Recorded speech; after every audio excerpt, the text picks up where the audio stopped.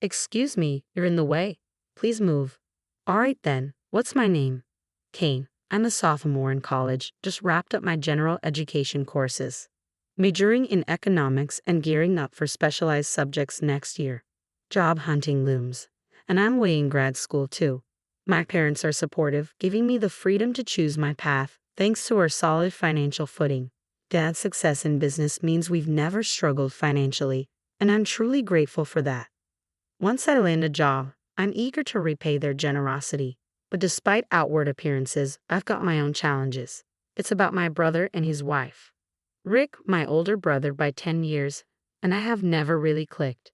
Despite what others say about opposite gender siblings with a significant age gap not being close, Rick and I have always conversed plenty.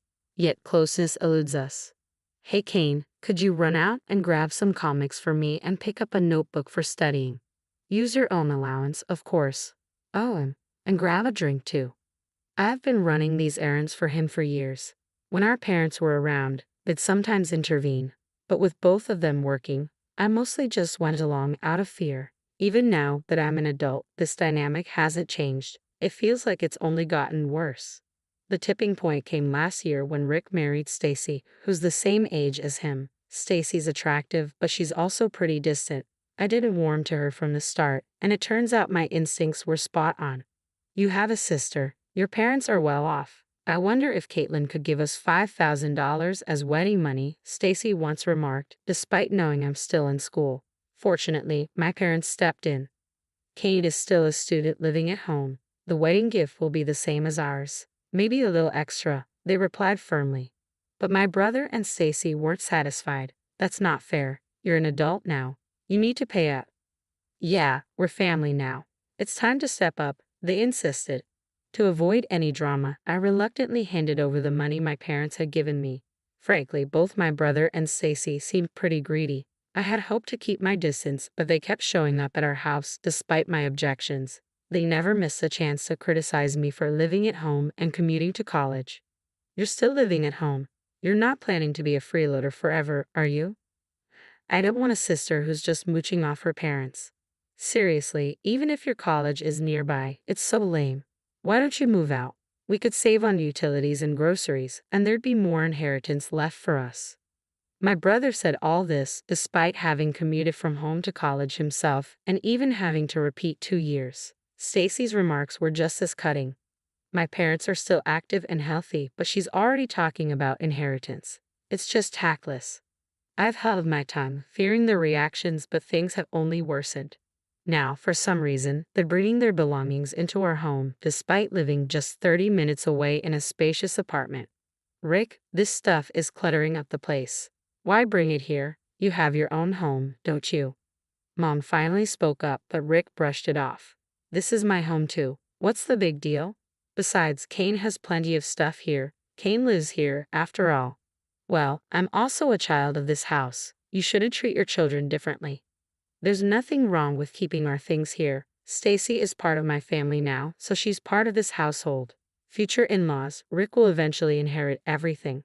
Might as well get a head start, right? They continued to disregard my parents' warnings. Then, one day, things escalated further.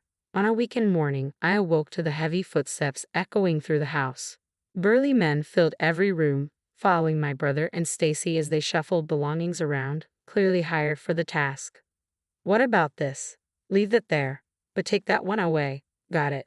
Following my brother's commands, the men began moving drawers that belonged to my parents and me. They even started packing up my college textbooks and other daily essentials.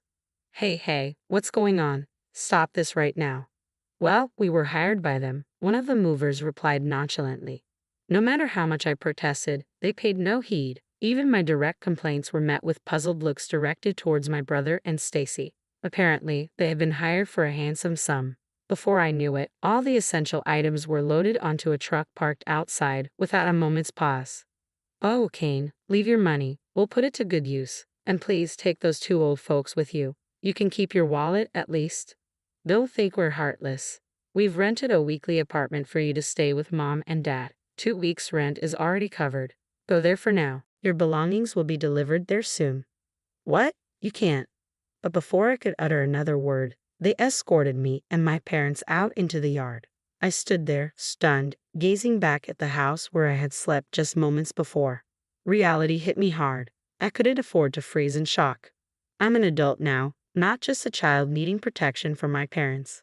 I guess I'll have to take a break from college. I'll find a part-time job to get by for now. I wonder what happened to my bank book and SIL. It would have been nice if my brother had set aside some basic funds for me, but I can't dwell on it all day. The only thing to do is head to the weekly apartment they mentioned.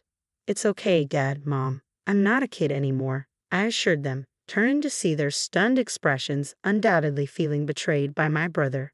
It fell to me to lift their spirits. My expectations were shattered, but in a strangely positive way, huh? When I turned back, both of them were smiling. Well, that went better than I thought, didn't it? It happened quicker than we anticipated. What? Hold on, what's going on? As it turned out, they had suspected my siblings' plan all along. Since the moment they started moving their belongings, they have foreseen a day like this. But listen, Kayn, people like them won't back down no matter what you say. If anything, they'll dig in deeper when confronted with reason.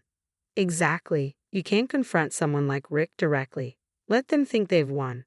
They'll lower their guard. That's when you strike. What? So this was all part of your plan? Their smiles widened at my question. Your dad didn't build a company from scratch for nothing. It's time to teach you some of the skills that supported him, Kayn. I'll show you how to handle situations like this. They suggested we head to the weekly apartment for now. I had thought we would go straight home to confront my siblings, but apparently that wasn't the plan. Following Dad's lead, I walked with a heavy heart, pretending to be deeply discouraged.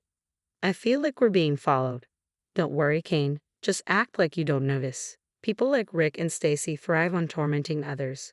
They'll likely report back that we seem downcast. Keep playing along, okay? Taking their advice, I headed to the apartment. Once inside, they announced with renewed energy. Most of the plan has worked. It's time to turn the tables on Rick and his crew. At Mom's signal, Dad made a call. Proceed as discussed. He was arranging with a moving company. It appeared one of Dad's trusted employees was ready to oversee the operation. Soon, movers were streaming into our home. Boss, everything is proceeding according to plan. Your son and daughter-in-law appear to be quite surprised.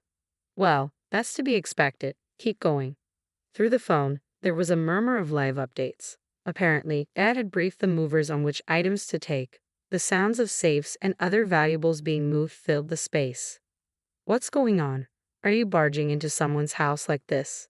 What's the deal? Excuse me, should I call the police? No need. We're here at the homeowner's request.